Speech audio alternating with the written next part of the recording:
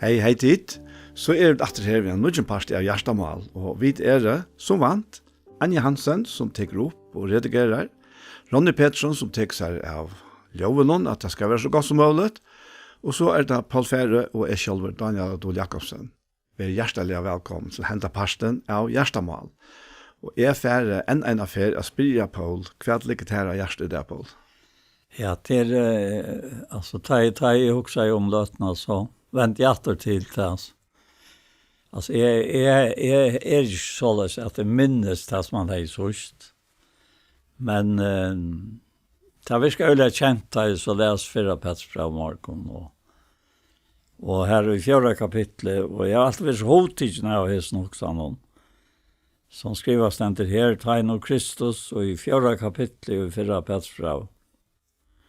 Tegn og Kristus er li i halten om.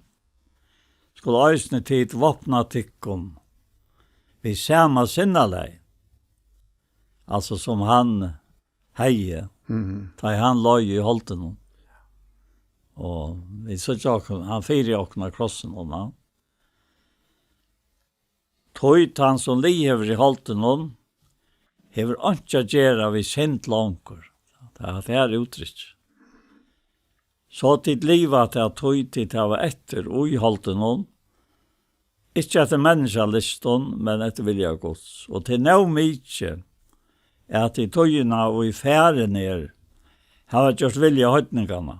Livet i siløse og kjernton og fylskapet og Sverige og drittskapet og skammeligere avkota durskan. Og så fer han ivro i hit, at hei ontrast, tøy og spotta, ta det ikke renna vi ut i samme skamløse støyde.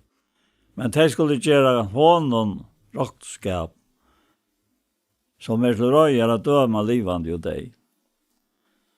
Tøy var evangeliet kunnkjørst, deg vi, for at de vurs skulle være dømt som mennesker vi holdt noen, men liv var som godt og i andan. Det utrolig, stikkje av skriften, ja. Og som taler, det ser ut som de taler om neka som ikke øyre vera, men det bare tog til øyre ikke vera tja åkken, altså. Det bare tog til å nevnt, altså. Det ikke neka ilt og tog, men øvut, selv om jeg personlig så det ofta sine klokker av sløyken å lese det. Men hvis man husker med endamålet, så sutja vi til her, at det Kristus, som vel i halten om, og vi skulle loja samme hatt som han og i halten om, vi samme sinnalei, ja. Og jeg har alltid ofta, at det henter at man lojer i halten om, det kan bare være 4 av sjálvan, eller vekna av sjálvan, men også vekna annor, som kommer utfyr som engt. Som også Kristi sinnala fevner om, tog han og jokken, og vil hava at vi skulle være i hånden, altså vi tog sinnala som han lever. Så jeg var ikke som tur også når jeg kommer. Ja, altså, det som faktisk fra ungen årene av hever fyllt med samband vi hadde her, så tilværende til åkken her. Ja. Det at det Guds innskje at släppa vi åkken, og vi sånne nøye imot åkken, at demonstrera i og for myrkelsens valgte, hva hans nøye kan utrette, og kan brøyta, og gjøre innehald, og liv, og vogn, og alt det. Jeg halte at dette fer inn ut av samme, for så vidt da. Da han sier her, så til livet til at tøy til å være etter holdene, ikke etter menneskelisten, men etter vilja Guds. Så det gjør en mening inn ut til vi og det av gående grunnen, vi er opptidsen av himmelen, og hvordan himmel skal være, og alt det. Men Gud øyla opptidsen av du gjørska, okkon her av gjøren, ja. Akkurat. Og sjåvan det henga teipa i tingen saman til det klart da. Ja. Vast Øysten i morgon så tog jeg setja sett heter sambands. Vi heter som vi tåsan det jo. Men jeg ble så hotikken av øynene som jeg har skrivet for Simon og Sjøjane. Og til tilveran Gods atlan og i ver. Vitan av hånden, altså som løyres atlan, tjaken. Vitan av hånden og i utrunnen Hvor skulle de utinna vurste om her, åttan han hånden kærløyka ber. Underfullt, njauta, badnarna tokka, merkja i til morstaran flokka. Og i atlan herrans og i råaleis gerast, grunta og i opphavet, tøyarfest ferast. Altså, det er så halvt bontet til han. Ja. Altså, tøyarfest. Og jeg har nettopp också hvor jeg har skrivet her, men jeg vært at at det har vi hetta agera som vi nu får ta oss om. Ja. Og til underfullt at vita til at han sa oss som foster. Og det enda det han var opptalt, var en nekkar av tøymen den var kommet. Ja. Det er en øyne tryggleidje. Ja. Og sjåvan det kunne vit, det sier hos årokna at god skilst av skapan heimsins, av sånne verskon og alt det. Men det blir oppatter inneligere enn det, enn det at man bare kan forstanda. Akkurat. Tøy at vi hele andanon, vi Kristus har anta ui okkon, så blir alt så avmetalliga nekmara nærværande. Og eisne meira opplyst, vi vil være meira opplyst om hvordan alt dette her henger sammen. Og at kjenne dette her samfellet hele andan, som det vil kalle av Paulus, ja. Og hvordan enda litt til røkker atter. Vi er ikke bare en tilvild som kommet inn i hendan heimen, av tilvild da. Helt ikke noen menneskelig tilvild, selv om det vi først kan tidja så løsne, ja. Så ikke mennesker kommet inn i heimen av tilvild da. Men at vi av honom, skapt av honom, atlei av honom, og han har haft okkon som, han faktisk haft okkon ui sånne hjärsta, og så drir alt det skaparverset fram, og så har han drir okkon fram her, og så kjenner vi søvna hver ui, vi alt for, men vi Kristus det så rett opp at det. Så tar han fortsetter det her, som vi leser her i 4. kapitlet. Så sier han at, men ente alls nær, være tog, orversen og etro til bøner. Og så kommer han til det her, jeg har fram om alt brennande kærløyka, kvart til Anna. Tog kærløyken fjaller fjalt sinta. At det uttrykk. Ja, en fantastisk vers. At det holdt en standande. Ja. Og jeg så glad vår fire at Herren han lærte meg til at elska alt. Om jeg ikke vet om de menneskene som jeg elsker. Men jeg vet at de mennesker og de tar av Herren.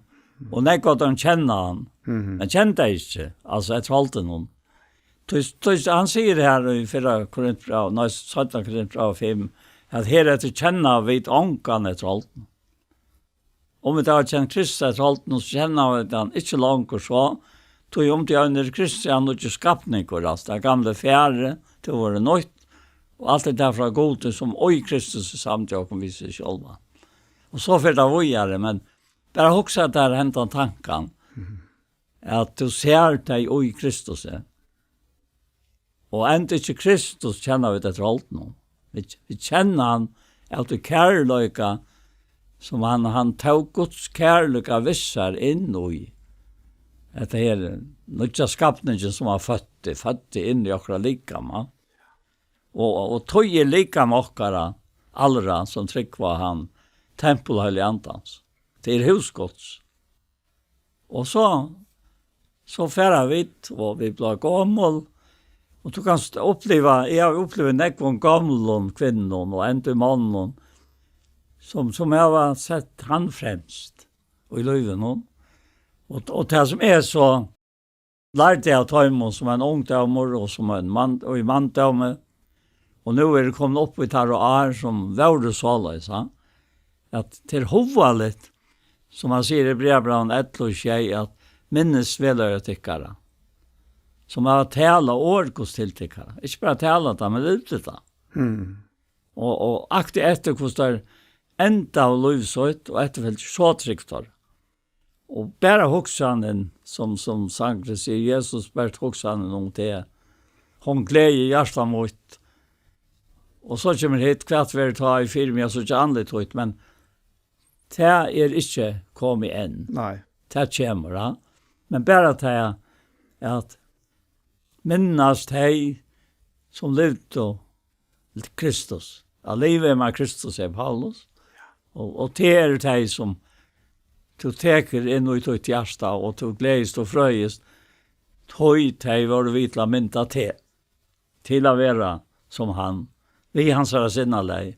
Og enda, sier han Paulus, at han långtest etter den tryggvand vi hjertelei Kristi Jesus er. Ja.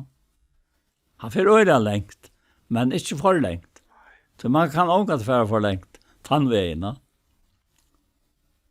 Nei, det er helt visst. Ja.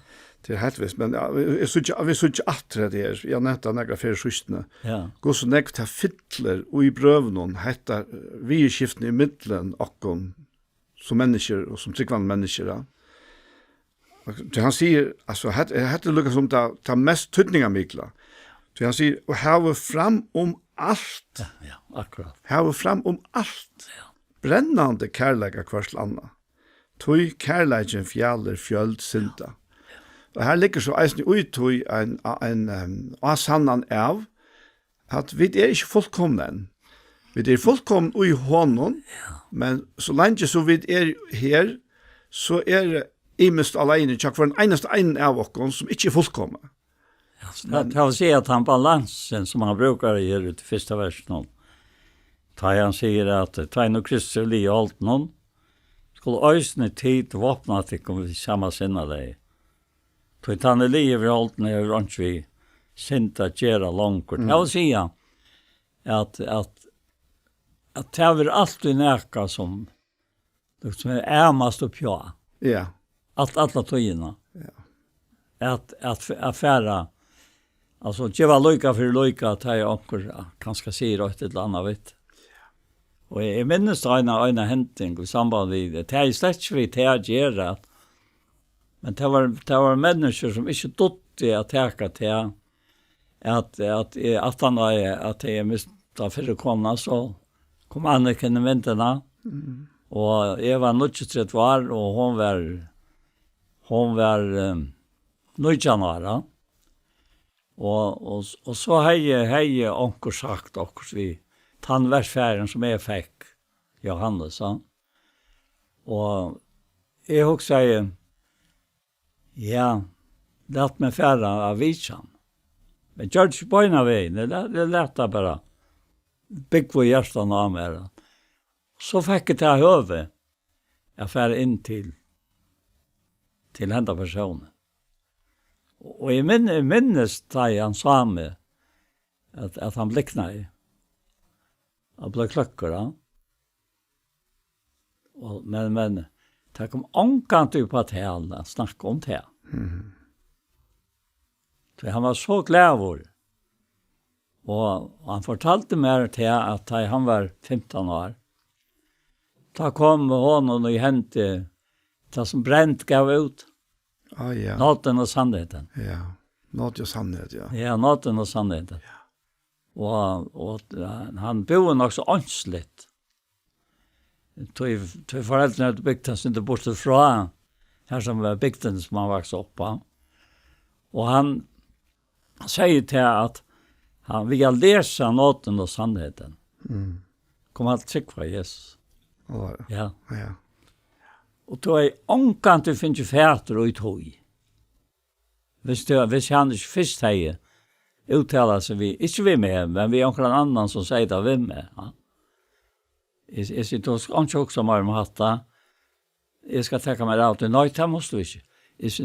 Ja, men inte på samma sätt som tog också nu. Ikke vi menneskeligen Nei. innstillingen, men vi kærløkker gods av vidtja han. Og ta i det kom fram, som han fortalte meg her, ta tankt i. Ja, men så det er noe sånn som vi leser her. Ikke. Akkurat. Altså ikke det. Men så hit, hvis han ikke gjør det da, så er jeg ikke finnet at det høver. Nei, det er det. Er sant? Jo. Og at det er så avmetelig vekkert. Ja. Det du også om det etter. At det går ut til ytla. Ja. Det ytla kan gjøre til at det går vinner. Det er ikke honom som lukker færten i rivet, og ikke honom som framtida. Ja. Altså her er det så samspel i middelen. Ja, til det som jeg har undrast iver nu av Lisbrøn. Ja, vi har det første året som sier at ikke er så ringt at det ikke er godt for okkurs, da. Akkurat, ja. Men vi synes at eisne, og at det er dømen som du nevner her, Ja. og på nekva æra matar, hvordan det er som ser øyla kjeld ut og virker øyla negativt, Ja. hvordan det er så, jeg synes langt framme, Ja. kanskje nekva langt framme, Ja. fører til nekka øyla godt. Ja, akkurat. Og det er innehalt i hesson kapitlen. Ja, Det er ikke først og fremst til at vi skulle inn ut av fullkomna. Men medan vi der og ut av fullkomna her, så er det hatta som kan avgjøre om vi velger å være som han og lykar. akkurat. Gjera vilja hans Akkurat på det, den her, ja. Ja. Og hvis jeg ikke har haft dette for eia, at nå må jeg eldast så løs som Herren vil ha meg eldast. Og mer til just det, mer til han iver inn i til noen mennesker som bor i hjertet av noen, vi kærløkker gods.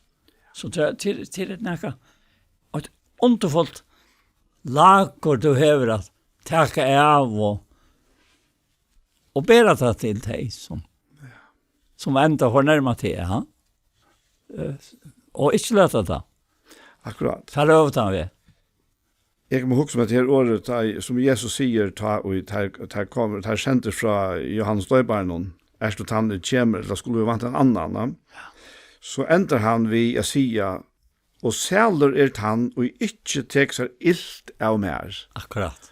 Og man kan huske til at nekar kunne teka illt av det fullkomna. Ja, øyne tann. Hvordan det så ikke vi okkom? Ja, akkurat. Akkurat. At om vi tar gode tankar, i samband vi akkurat lov her, og självande tar man det baden, så er man baden. Men så blir man en ungdommer, og ta börjar ända ner. Ikke såleis, men såleis. Alltså, det är... Alltså, jag så inte säga hissa breiterna som han vill runde. Och han minner också nå renna lovliga. Ja.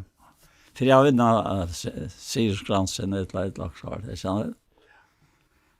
Att det är ett underför mål som ständer för framan. Och i togene. Och Tajan säger det är nog mycket att det tar togene. Att det togene och i färden är häva görs. Ja. Så och Charlton som är kom till trygg där är var så helt unger då. Så kan man alluka och söka där man läser hur snack och i andra fäster fra. Alltså med man är här. Hvis man lever i samfället vi han. Och för vad han säger i brevbladen här att så till kunna få miskorna. Nej, få en ja. Ja. Och miskon. Och vad säger det att ständer? Ja. Det brevbladen 4. Ja, det här har vi stäcka vi ofta nu, men till akkurat som man tog för bär i ordene, bär i miskon och naja. Ja, ja.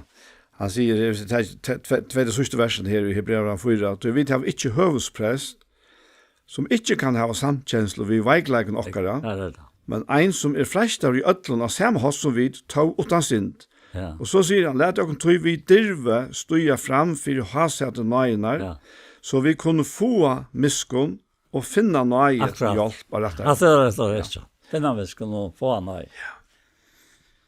At det er nekka så underfullt til det er virksamt.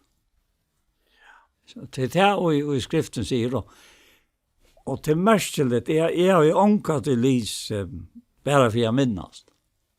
Men minnes døljan jeg. Men det som jeg har alltid haft i hodet til at bliva såløys som skriver stenter. At være at han som søker tilfist. Ja. Og rettvis chansar. Ja. Jeg hadde det så omvendt, det er så lovsagt her i Hebreerbrevet. Ja. Han sier her at vi har ikke høvesprest som ikke kan ha samkjensle og veikleik okkara, men ein som frestar ødla samme som vi tått han sin, let det okkom tog vi dirve. Og det peikar så faktisk atter til til at sjalt om jeg verre vi mine veikleikar, og hvis jeg fokuserer bare på det, isolera, ja, men så var han ikke dirve. Nei, han ikke dirve. Så var man fullkomlig for ånkene, og hadde det samme for åkene, men jeg tror jeg vil ha det høvespresten, som har samkjenslen av vi åkene. Vi var glad. Ja, altså. Tøyk sier han, let dere tøy vi dirve støya framfor, ha sett det nøyene, Ja, akkurat. Ha sett det nøyene, det er nesten det største og beste man kan huske seg, ja. Det var så øysene til han som kommer i hånden som nå i det her. Da tar man det vel lyse for at lydjast. Ikke for ikke lydjast. Og til det heter lydjast og ikke lydjast. Kommer så vel frem i prøven. Det var ikke lydjast. Hæsson, men hæsson. Ja. Og det er ja, det är så ringt att säga, men nu nämnde du bara vita. Hvis vi bara löser för jag vita. Och så kallar vi det och han säger om att lyckas tog som vi vita. Alltså, jag kan säga till att han som tog var kvart hur han ska göra rätt och gör det inte. Hon är det sint. Han vet hur han ska göra rätt, men gör det inte. Och är reellt standard inställningen. Ikke gjøre det. Og jeg har jo ikke nytt det for ungdommen som har reptet at jeg var her, da minnes det. Det kunne være boldrestiger. Så minnes det særlig en drang som kuldtrykk. Vi skrev en brev. Og det er ikke så, nå klarer seg igjen jeg for inn og holdt seg på kona til honom, og jeg hadde han var borster, og så fortalte jeg henne til her. Og da sier hun til her at Ja, jeg var det bra å si. Jeg var det bra å si. Akkurat. Så jeg var akkurat så løs at han ville ikke gjøre det, men han gjør det bare ikke. Altså. Så sitter vi igjen, jeg misser ikke med jeg var akkurat på samme måte. Hva er jeg for? Mamma og babben så sier jeg nei, og jeg får ut, jeg klarer ikke å være inne, men det klarer jeg omkant til å være langere enn at de gjør den i trappen i her. Så jeg gikk inn til en 23 nye litt laksar. Så måtte jeg vende inn og si, mamma, hva var det? Og han ble så utrolig glad for det. Det er akkurat det. Altså, det er lukket som nesten oppgaven til fortjendamen til åkken. Det er å isolere åkken. Akkurat. Halda okkom være ensamme og i hesten. Og ikke annar heter på samme som du. Du er et eindømme, og du er sere ringer og vannalige. Det prater han for okkom konstant. Ja. Men sjåvande vi tøyene, vi er noe, så er man lært til at ja, han er jo liknare. Ja. Det som han sier og serverer, det er jo likn. Og det lærer man faktisk omgått for tullja. At han er liknare. Han er feira liknare, vi har sagt det i årene. Ja. Så hvordan kan man vante til at han kan sette djeva okkur nekka for løsand, ja. Men ta å kunne leide inn til å ha sett nøyene til og få miskun og finne nøye til hjelp etter tog. Vet du, ja, akkurat, og nu kommer du, nei, til hjelp av rettere, så kommer han her i hessen kapittel nå, til akkurat det her. Han sier at vi endte alt sin her, vi var skjei, være to i arversen og etro til bønner, og hava fram av alt brennende kærløyka, først landet til kærløyke fjell og kjølsynta. Og så kommer han nettopp til det her. Være gesta blir kvart vi anna, åttanda mannskast. Ettersom øyne kvar har finnkjen nøye gav. Så nå kommer jeg til det. Tjene såles kvar øren vi henne. Ikke vi tar noen sinne leie som ikke klarer det, men vi nøye gav. Akkurat, ja. Og til livet nok snakk vi hva om henne hette så vikna. Hette heter Rombraun Etlo, at kallsøyt, sier han, og nøye gav så innar enklar god ikke. Og til styrst med, Harry, jeg vil ikke gjøre noe.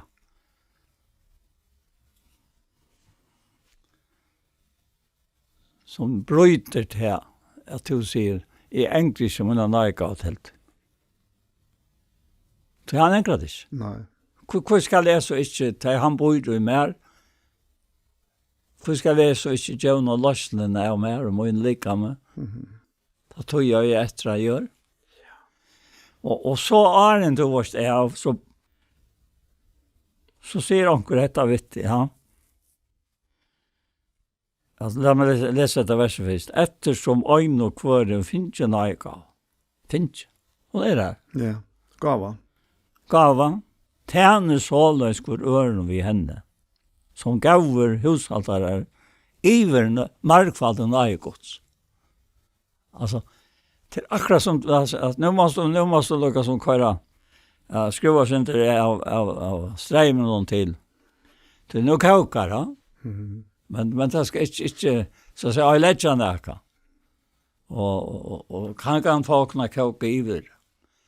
Og det kommer en fram i øynene som er så viktig som det tar seg vi. Han sier at han var så glad for alt sine folk som han er i arbeid, altså. Og det var så donalig, altså. Men det var akkurat av tøymon som man måtte teka inn til så innsyn og sia tøymon. Det er bare fram at det var så donalig, men til jeg skal ikke nevne hva det var, som jeg vil ikke ha letja det her satt her. Akkurat, ja. Er det noe hoksomt her? Ja. Og jeg har mange gråt i utdannelse. Altså, jeg akkurat gav. Det nytter ikke bare gråta. Det nytter ikke bare gråta. Og ikke gjøre vitt. Du øye forløkende at få det vekk. Det er ikke lett at det kommer langere enn bestemt, altså. Og så hendte det. At det ikke er. Ja. Altså, at det samme som vi løser her, at heve fram om alt brennende kærløk og først landa. Så kærløken fjall i fjallsynta. Og nå fjalltes det. Det var her, men nå førte det.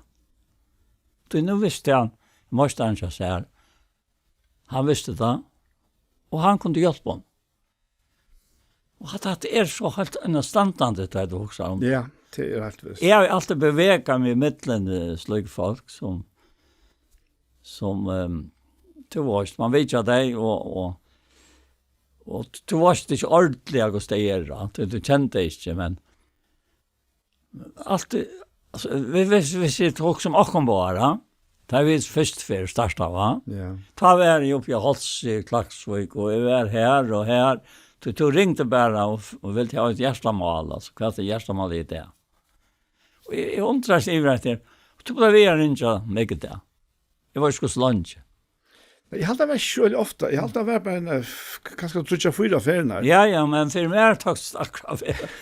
Hva skal vi nå huske om? Hva vel du har et eller annet?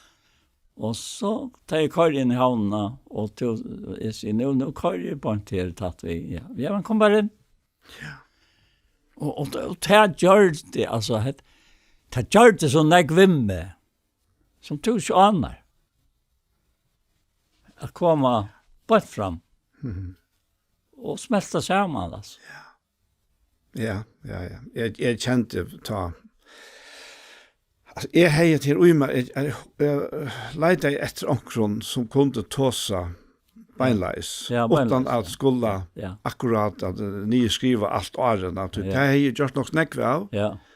Och till skrifta på en att säga det tröttaste av tog, men är långt att hinna. Ja, kontakterna. Ja, det är att akkurat som man mötes till ett eller annat ute, eller i gången att man möter eller Kvär som helst. Ja. En flåfärd eller en buss eller kvär. Och så kommer prat, ja. Ja. Och så för och konsekvent så blir det ofta till ett antal prat. Och ta det hämningsläst och det har inte också om till den fyra kvart till att snacka om flickvän eller kvart att vara, ja. Nej. Det är som är så vill kalla för hjärtamål. Ja, hjärtamål. Det är som du huxar om. Då gånger vi. Ja. Och eller kanske är det här som ett mål alltså. Fyra där alltså en hjärtamål. Och ta ett så konst in i myndena, så säger det bara klick. Sådan det, ja. Här var mavren, Och ösnet här, alltså, kostar hjälpt med i kökten. Alltså, jag kan inte räpa av att jag bara lyser Bibeln, men jag lyser för jag kunna. Så, ja. Och trätt att säga till läs för jag kunna. Så är det inte att kunna göra det som tovilt. Men kunna göra det som skrivas ständer. Så jag håller anten teker av honom, Kristus, och kunnger och. Ja. Amen. Ja. Och Ørslit, jeg har nå nevnt det til Janne, det her Ørslite, hvordan verkostak kan være i løyven. Og det stendte nett på jeg har sånn her, stitchen her, som han sier at han er i okkon. Så sier Paulus at han bygger, at det første kapittel i Jesus brevna, at vi skulle få anta vorstans, åpenbygger kunnskap av han. Så vi kunne, hvordan er det stendet så vi kunne? Hvis du leste det? Ja, hva er det så? Efsbrevn 8. Ja. Så jeg synes ikke midt i kapittel nå. Ja. Efesos 8. Ja, til hans bøn. Ja, bønnen her som han bygger, ja. Han sier her at han, jeg er ikke til pæta takka for det, ta i minnestikken til bønnen med noen, at god Herre okkar Jesus Kristus feidur, der han skal gjøre til en andre visdoms og åpenberinger til kunnskap om seg, og opplysa ei og hjärsta tikkare til å skilja vånene, og han har kallat tikkene til, Og så? hvordan ryker og dård arver hansara mittlen henne. Akkurat, og til nå. Ja, til nå. Hvordan røyker det dårlig han er? Ja. Og hvordan jeg vittjer ikke sånn at Korintbrev har så dårlig. Jeg tar ikke enda takket det nesten, tror jeg har sagt det så ofte. Men til dem sier han enda 3 kapittel, og så sier han til Herren er ant. Ja. Alt vet som vi ankom for anleit noen, avspegla dårlig gods. Så røyker dårlig arver ned. Ja. Og til vet. Ja. Og i Kristus. Og lika mer så til tempelet som uttrykker det. Som er i hjertan. Det kan jeg si. Altså til lagri her. Ja. Og hva kan hende ta? Det kan alt hende av det gåva. Det gåva ligger fremst. Ikke bare det gåva, men hvordan røyker det arvor hansar som to. Og jeg tror det er Jesus. Jeg er ikke som to. Jeg sier, tror du ikke Jesus? Jo, jeg sier, så er det som jeg. Ja. Så jeg tror jeg lykkene låt i løften som er. Givent her. Ja. Men det vekkner øttel vidt livet, altså. Vi lever ikke bare for oss selv. Nei, det helt sikkert, og jeg kan kalle det sin fast i tanken her om det som Gud hever gjørst, han som hever skapt alt, han som hever enda skapt okkom, enda født okkom, inni ui hessene myrska heim nå. Ja. Jeg kan huske om nok stulja at du tar seg om et vers her i Filippebraunen, i øren kapitlet, ja. Det er bare ikke at han har sagt det til at du god til han som virkar ut, du kan beie vilje og virka etter gå av vilja så innom. Så sier han, gjør alt utan å knarra, og utan å ivast, og ta viser han til alt det som han er tåsa fram han undan om, hvordan vi deg råkna hver annan hakre, ja.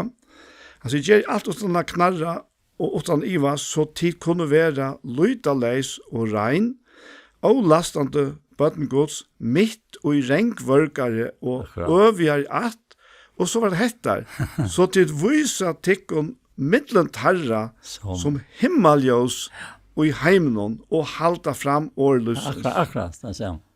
Altså, det er endamal vi okkon her. Ja. Og vært ikke hett endamal, ja, men så var det bare riktig oppsøkvørst, da. Utrustende heim, ja. Men han vil at vi skal være mitt ui seg renkvørke og øvjar at, og vi skal være hans himmeljøs her. Ja. 4 timer som enn er ute i myskene. Jeg minnes i forhold til havnar i Trøyaltrus. Jeg begynte i Toften sammen med Peter Godsen. Han bare om komme og hjelpe oss her. Jeg er ikke hukst om å lære til malere. Men det første jobb jeg har var å kitte vinduene. Du tar bare ruter, og så var kitt, altså, og nakler, og så kitt. Og jeg stod og kittet her, og det tog jo vel, vi tatt akkurat samme sted vinter, ja, selv vi her oppe, tjokk. Så var det havnar, og det var en nødt vær, altså. Vi malet og den gamle kommunskolen her nere, og vi malet og jeg til oss, det som er i midtelen. Og det er ikke inne i, altså folkene her, det er ute etter. Man må sette pentet av og leve. Og det er interessant arbeid. Men så gikk jeg til å møte i Ebenezer, og jeg har alltid elsket gynns til å møte Tofton. Så er han gjerarfer. Han har holdt unge med av vår. Jeg kjente han sånn ikke, men det er før til gjerarferna. Så har de alltid en tale av andre slån. Og jeg ble så gripen av til talene. Han sier, hesten unge med avren. Han er jo tog vært til store sorg for sine foreldre. Han evner ikke å stande imot det til frostningene kom. Og så tok herren han heim, sier han. Og så grunngav han ville ikke til at han skulle være til spott. Så tar jeg som lukket som pøyker av han, og han klarer slik å komme på skjortøy som han var fattelig for. Altså. Jeg satt her, altså, hei du vita hvor stor avvirkende det er han. Helt utrolig avvirkende. Som var en 15 år gammal dronker. Jeg følte så ikke at, jeg følte 16 for den 13. februar er etter det. Det var, altså, jeg må bare si at jeg, og i ødlenesen her, det er jo sint, og her som var frelstor, og det er jo sikkert. Men her har jeg brukt til han så, på tannmaten enn mot lov. Og han viste om det andre sunte og i sinne tale. Han sier alt dette her. Og hvordan eimra han var. Og det støtte i ånkan. Det er alt greit å bære.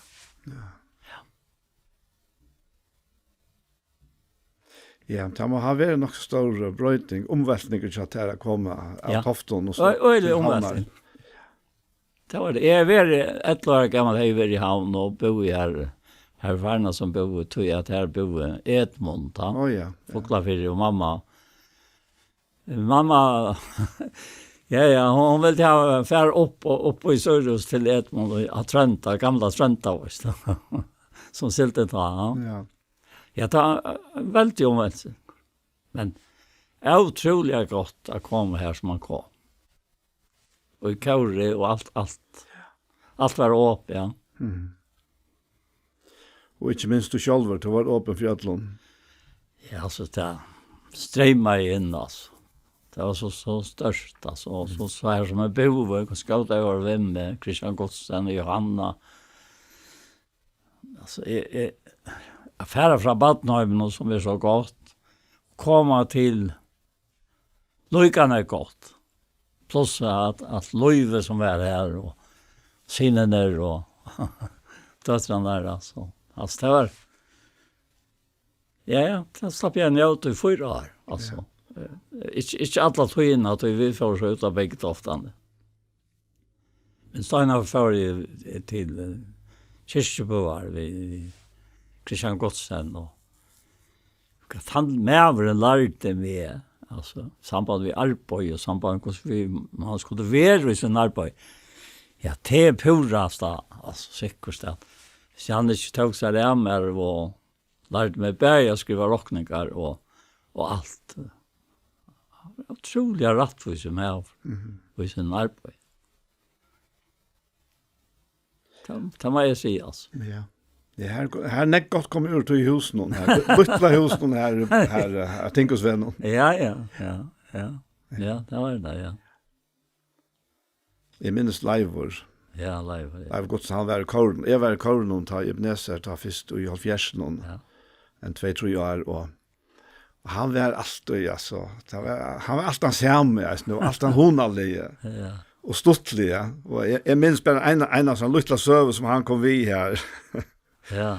Det var att spurte om vi hade hört att amerikanska militärer att den amerikanska militärbarberen hade funnit på en form. Det tar skulle ju alla plussas då. Så jag funnit en form som han så bara sätter ner i hötten upp och ner och så var det plussa i den. Så jag onkel sagt så jag snär fortalt att ja men alla hade inte lycka. Jo, att han då. Det visst väl och så det fittas möjligt från live. Ja, men så var det här som är tankt. Det här är i ändan av 4 kapitlet. Det vi kommer långt ner, ja. Så ser han talar onkur i vers 11, ja. Talar han som årgods. Hever onkur tjänast då. Så tjänar han, och så kommer jag till detta, talar jag det störst till mig. Eftersom god gever honom kraft till det. Att tjäna. Ja. Alltså, tandkraft. Och så säger han, så god kan være artur i ötlun vi Jesus i Kristi som øyer dård og mått og i altur og alle ræv rammen. Altså kan det sies bättre? Nej, det är omöjligt det gott. Och så kommer han point att han då att här så kan gärna vända åter till det här. Jag ska bara läsa den. Vers 12 tid älska och undrist inte av elden og I kom der i tikkon til å røyna tikkon, som det var noe ondt aldri igjen til tikkon. Så kommer vi til visen her. Nei, det smøyre lov til det her, og I lojen kom Kristus her. Det smøyre skulle til glede tikkon, så til øysene kunne gledes og feknast, og I åpenbering dårtar hans her. For at ditt ha for navn Kristus her ditt sjæl, at det er noe som så lengt fra for en ørden menneskelig til det. Ja. At vi ha av vår, for navn Kristus til sjæl, og så er det ante dårtaren og gods kviler I vetikk. Så sier han, «Anke må loja som vantrapar og ilkjer han med over og så, han som legger seg ut I vi skjøfter annara. Men lojer han som kristen, skal han ikke skammast, men prysa gode fire hetta navn. Tøyen jo kommen, ta I dømren skal byrja, vi huset gods, og byrjar han vi okkon, hva vil det endetarra som evangelium gods avløyen. ikke ut av djeva, at en rattvis være frelstor. Hvordan skal ta gengast inn og godleisa og syndere noen? Tøy skulle teg som etter vilja gos loja, kommer det her, djeva hin og trofasta skapar opp, saler, søgnar og gjerret gaua. Altså, det kan ikke settes fram vekrare. Og hetta her, at gjerret gaua og djeva salene opp, tar man være så trångtor og lojer til Kristers skuld. Det fyrer av vise tøymon som er omtalet for det motsatte. Så godt kan virke, og jeg kom med igjen til Trondjok. Altså himmeljøs i norska heim. Ja. Ja. Og det hever en utrolig avvirkan av at han vid og kjør til av god, og i Kristi Jesus. Ja. Så vi kjør til det. Vi utkjør til det også. Ja, til akkurat det, og det her er loja og rettvusta. Ja. Det er ikke noe som håver okkara naturlige menneskene, altså, og jokken. Det er alt annet. Jeg har alltid til ting her i tilværen som kunne få mennesker så oppe av køyre som det er behandler og rettvusta. Men og så er mennesker imisk, som er øyla stytlig, så det er bøyde at det kan skuse, men det er løy ondt det er løy av alle. Men her viser han en helt annan vei. Ja. Ha? Ja. Så skulle de som etter vilja gås løya, Ja. djeva hin og trofasta skapare opp salusynnar og gjer i gåa. Altså han knyter løyinsna til sågin. Ja, Så nu færa vi til kjøkken til samme som han får kjøkken. Da han var jo en lika med her. akkurat. Og nu er han jo akkara lika. Og nu vil han släppa at visa det samme som han visste. Og så lika med noen som han tog på seg for at sauna alla syndheimsens. Og akkara vi. Ja. Ja, og det som så kan spyrjas bort urtøy, Ja. og dette her er løyve, ja. Det er noe som vi ikke kunne råkne ut. Nei, ikke Men noe som han leter komme fram, Ja. og som kan brøyta, at kan brøyta så helt avmedelig han ikke. Det kan brøyta ikke bare et enkelt menneske, men kanskje hele familie, eller enda helt samfunnet. Ja. Og dette her året som han sier er et livande så som vekser til færre altså til færre fest i omkron gjør det som han eidra føreskående og så kan det vekse Ja. så kan det bli til løyva og her er det akkurat det som vi sutja altså i naturen nå det var der somra eller nå somra da hos kanskje sälja det här hesöljan och sen så pen är guld och så blev de knappla brött till så här kvita pinnarna som vi bara älskar att släppa blåsa och så är det väldigt lustkraft utåt. Alltså det är nästan ner i helt och växer upp. Och det här året som vi är födda av som är ett livande så Ja. ta till liva ut efter det som han skriver här. Ja. Ta det at jeg kan ferdigjokken helt. Akkurat. Og det er bare vi nøye hansare, og finne nøye til vi rettere tog, ja. Og så er det her som han börjar, det skal ikke være i 5. kapittel, börjar 5. kapittel.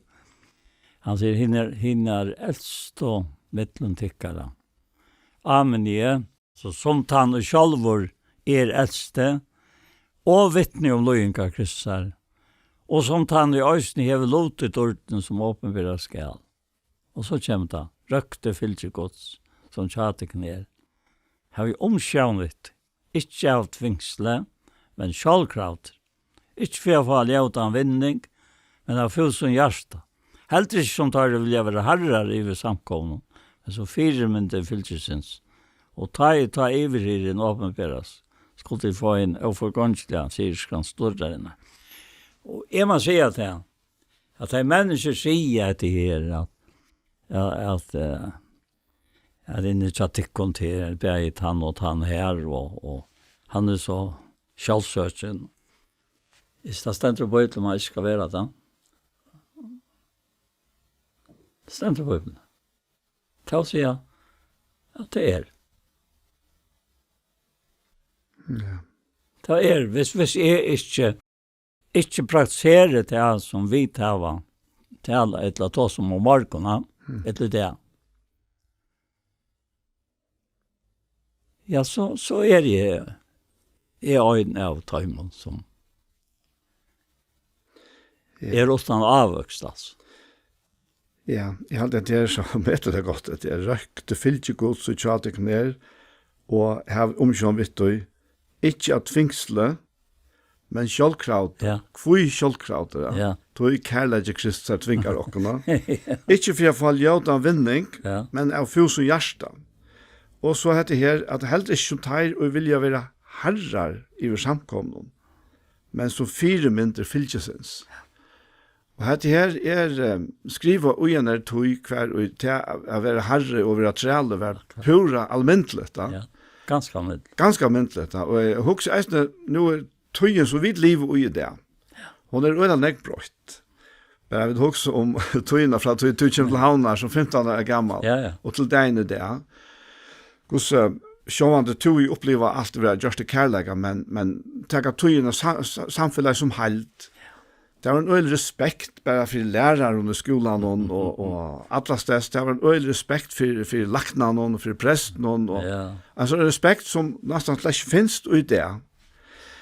Men i stedet for nå at for å kreve respekt, da, så er det firment. Ja. Altså så la seg det. Akkurat.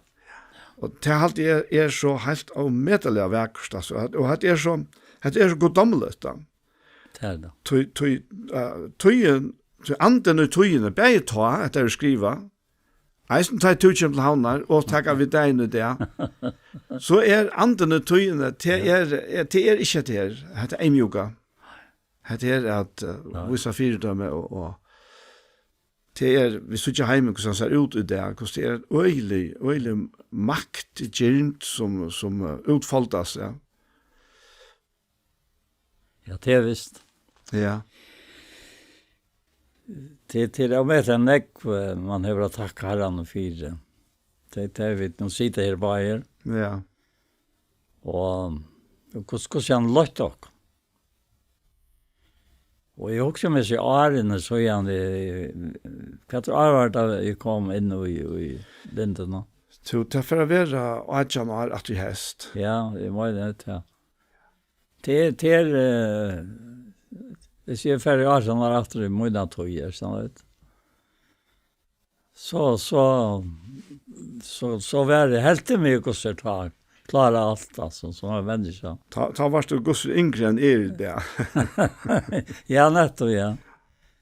Och så begynte jag ha en spärklig att montera med och att lika med. Och vad händer då? Det händer det att nu vistas för mer som han. Ja, det är så öra då jag ser det. Men alltså först som tar viknar och faul och fer så tar han iver. Alltså att inspirera lika. Och det är näka som slett också om tra. Jag läs och visst jag är det här som skrivas där. Men nu är det på en helt annan måte.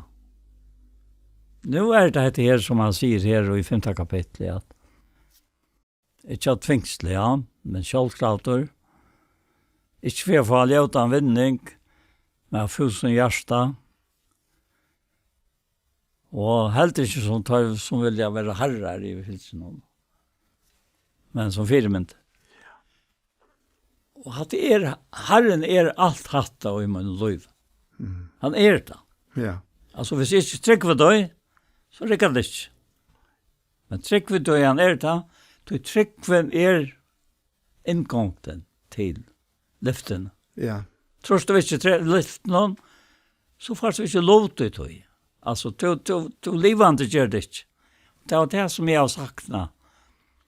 Att du har uttryckt mig om att hvor du så som du är till Herren och för jag tacka. Som tar evigna i, tog iver och sannförde mig om att till verska. Lät mig bara vara till verska. Du ska inte göra till det. Du ska bara läta till bruka. Akkurat, ja. Ja, det är uttryckt här. Ja. Och det är så alltså bäge tryckt, men det är väldigt avhåverst av att lära Herren. Ja. Jag faktiskt allt löva, och inte minst, ästen tar man så kommer upp i årene. Og kanskje etter naturlig helt man så, nu man, som du sier her, avmonterer, men nu har du vært så omedelig visst, at nek von øtjon fyrr. Men du er ikke minne i det, i verleggen.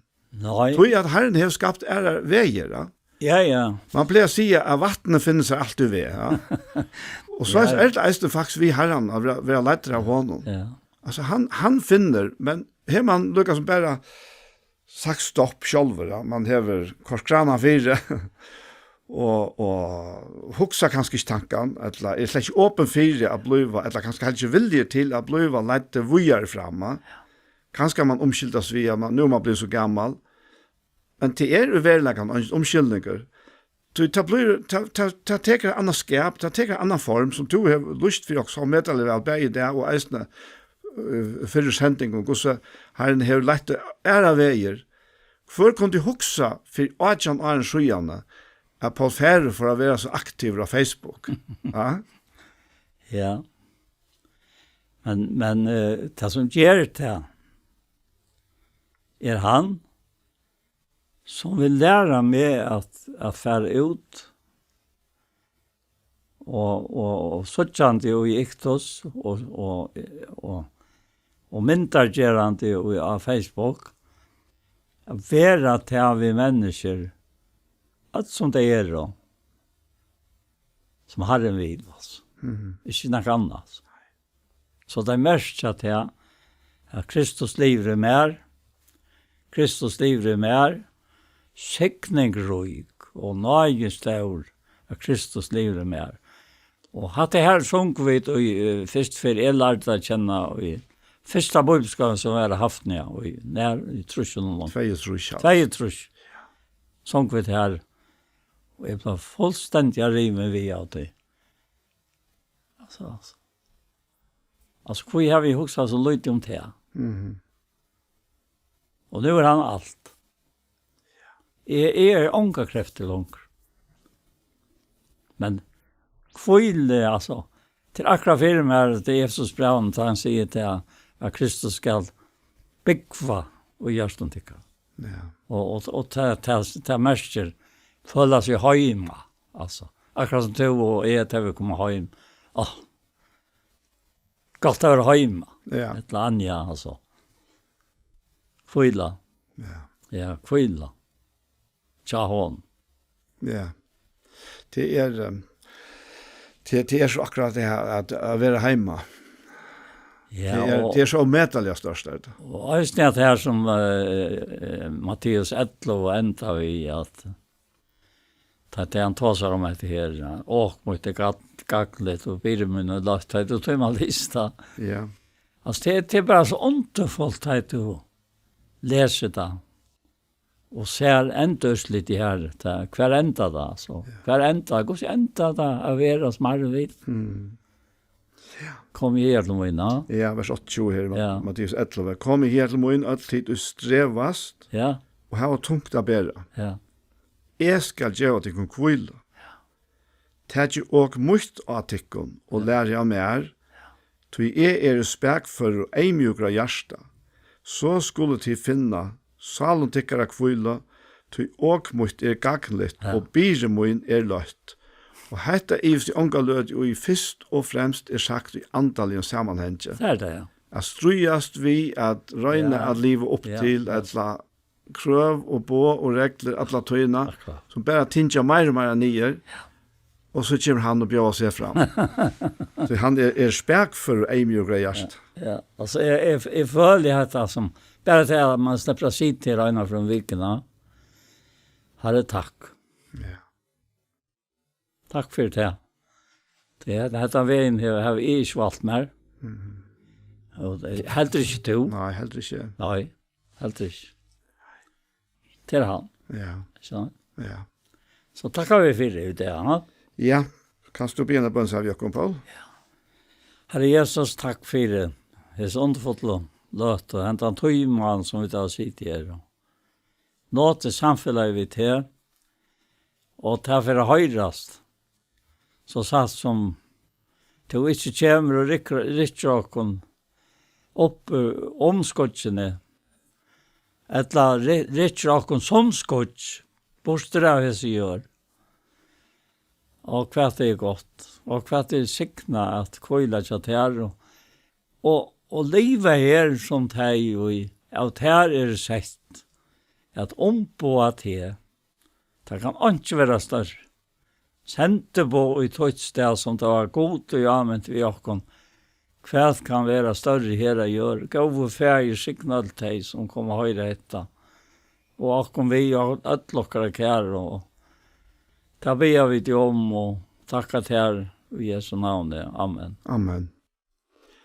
Så var det her som parten av Gjerstamal kom det enda, og vi færre takka for okken. Og vi det Anja Hansen som teker opp og redigerer, Ronny Pettersson som teker seg av Ljøvenen, Paul Færre og jeg selv, Daniel Adol Jakobsen. Tusen takk for Jesper.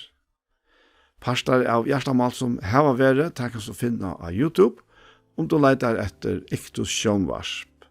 Her som parten, han kommer eisner å lagt seg ut her, og han kommer eisner å sende av Kristelig Kringvarsp. En affär. Tusen takk for Jesper.